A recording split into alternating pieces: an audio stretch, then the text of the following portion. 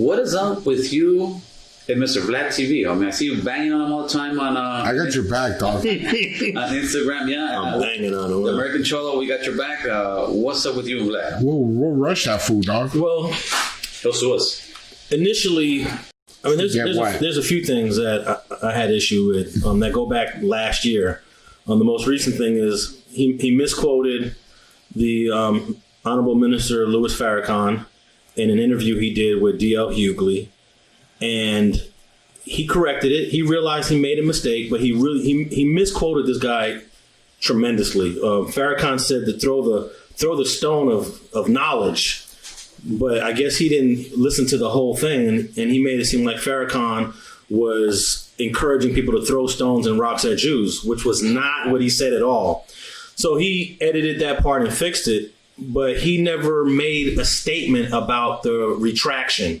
He refused, based on the conversations that he's had with people that know him close, he refuses to apologize for misquoting this man, where in journalism, that's standard. Yes. If I misquote somebody, the next day I'm going to sit there and say, hey, my bad. I used to do it every week on the Gangsta Chronicles, correcting my mistake of something that I may have said the week before. He just refuses to do it, and that's why a lot of people are on his head right now. But I had issues when he made the reparations statement in 2019, where he said that he supports reparations for black folks, maybe in the form of education, which is not the way reparations works for any other groups that have received reparations in the past. I think education, giving a free education, is the worst form of a reparation because we can get free education. We don't need money to get education. And not everyone wants to go to college. And college is not for everyone. And people who are deserving of reparations might be 50, 60, 70 years old. The last thing they think about is education. So I felt there was an undermining of all the hard people that are trying to get reparations for the descendants of slaves. And then here's another thing. I interviewed him on the Gangsta Chronicles back in 2019. And I asked him a question about paying people for interviews. Right. And as a journalist, it's something that I don't support. And it's just not a good model for getting people to come tell their stories sincerely and honestly. And he had denied in a previous interview in 2018, he denied that he ever paid. But then he was on my platform and I knew for a fact he paid Keefe D.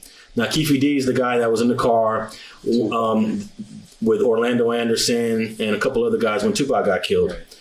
I knew Keefe D, and I had spoke to Keefe D. I had a relationship with Keefe D. So I knew for a fact he paid Keefe D. So when he came on the Gangsta Chronicles, and he knew that I knew Keefe D. Right. So he didn't deny that he paid him, but he did say that they had made an arrangement. So I pressed him a little bit more about, let's speak on this because this is something that's important. We need to know that you're paying someone for an interview. And he didn't want to go further at it. And I moved on. He didn't want to talk about it anymore, and then I moved on. Then he does an interview maybe 6 months later on Adam 22 on the No Jumper. And he says, oh, yeah, I pay for interviews. He says it like it's no big deal. Right. Like it's no big deal. He says, yeah, if I didn't pay for some of these interviews, you wouldn't get them.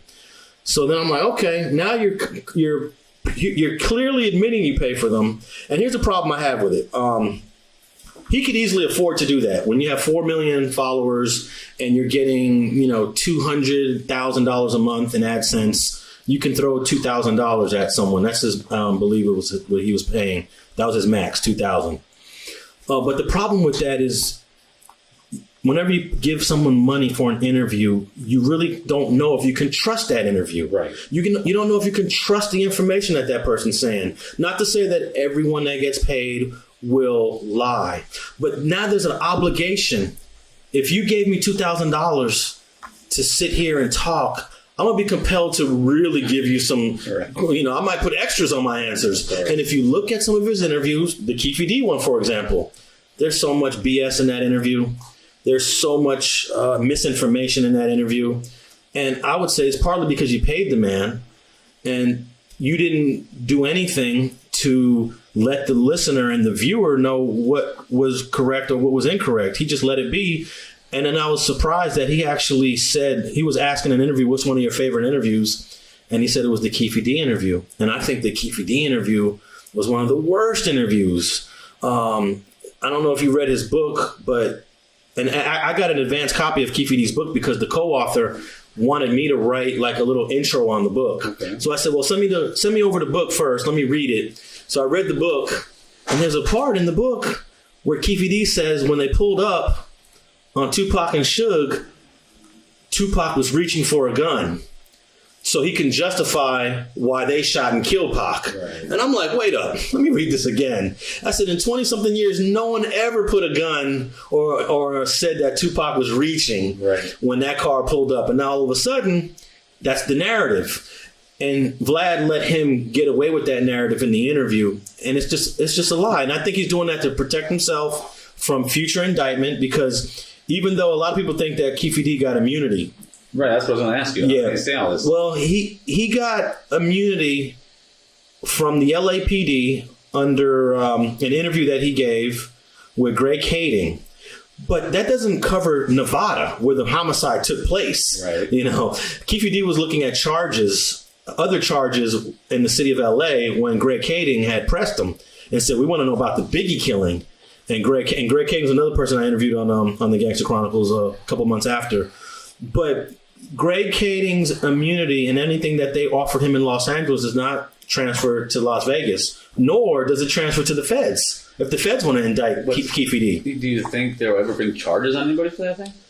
Or I think they kind of just let it lie and that's it. Hey, they just indicted Little Doc Thong from East Coast Crip for a homicide that happened 17 years ago. What's the statute of limitations on homicide? There is none. There is none. So you think I'm just going to say, they'll probably never indict Keefe D? They're just buying their time for something. I don't know, but I would never say it's never going to happen. He's the only survivor of the 4 people in the car, so if anyone's going to get indicted, it would be him. Will the feds do it? I don't know. Maybe if he starts making peace like Doc, they will.